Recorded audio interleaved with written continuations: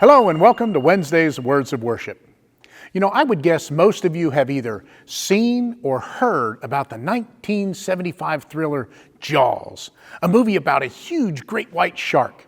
You know, there's a famous quote from the movie that comes from a scene involving actor Bruce Scheider playing the local sheriff and Robert Shaw, who plays the salty old fisherman Quint, who volunteers to capture the shark to save the coastal town, where Sheriff Brody is throwing chum off the back of the boat and Jaws surfaces and Sheriff Brody is mesmerized by the size of the shark.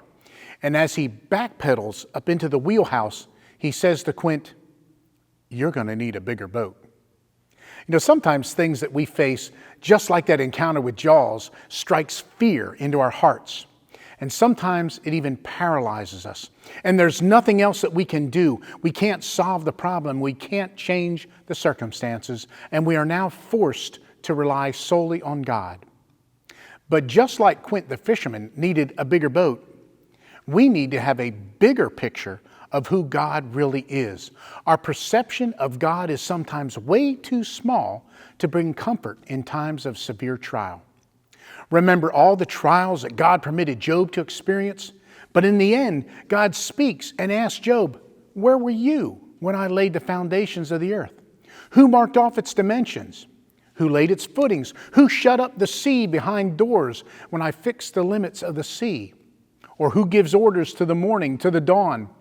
Who has walked in the great recesses of the deep? Can you tell me where the darkness resides?" And he goes on to name all the things that God has done and created with his power.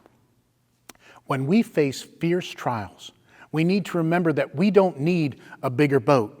We don't need a bigger God. Our God is big enough to handle anything that we're facing.